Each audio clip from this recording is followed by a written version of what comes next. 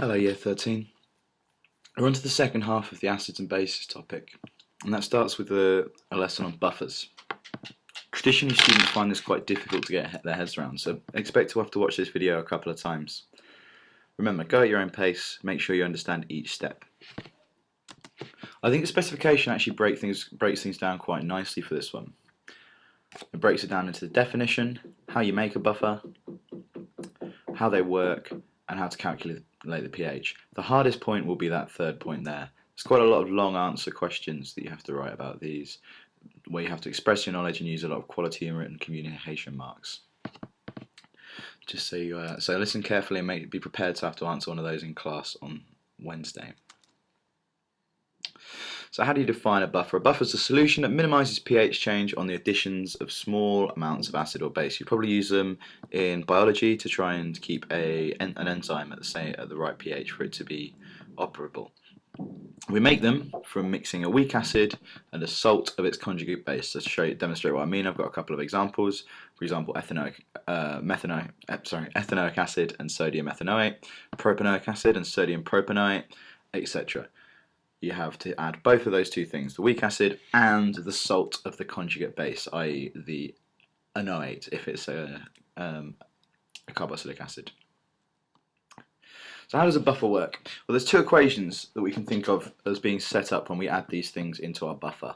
We've got the dissociation of the weak acid, which will only to a very small extent split up to H plus and ethanoate minus, and we've got the dissociation of our weak salt of our conjugate base, which will split up all the way into sodium plus and ethanoate minus.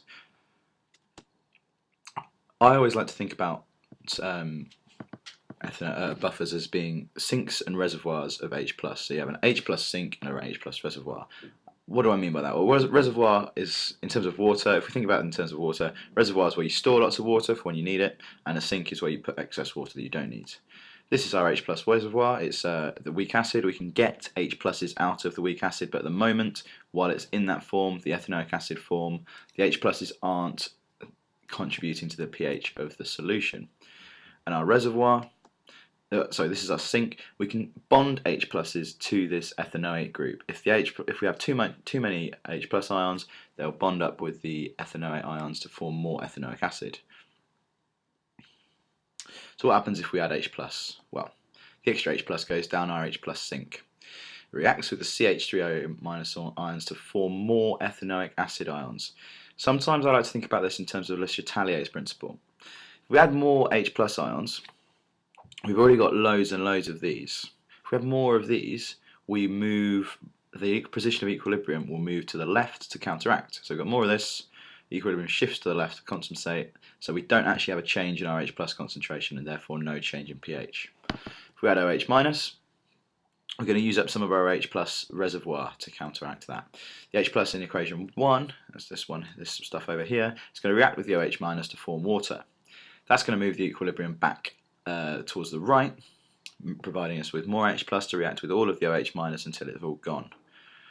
Once again, the H plus concentration doesn't change.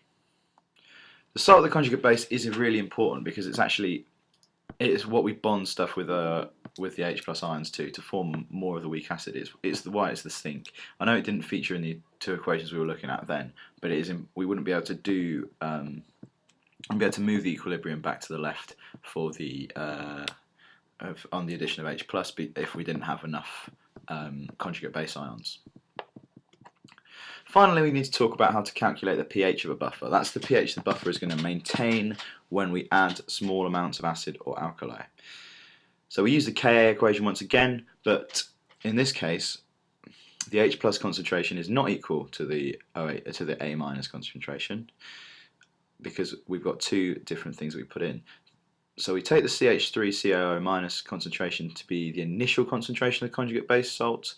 There we're assuming that the conjugate base salt will completely split up. We'll have no more NaCH3COO minus ions, molecules that's going to completely split up.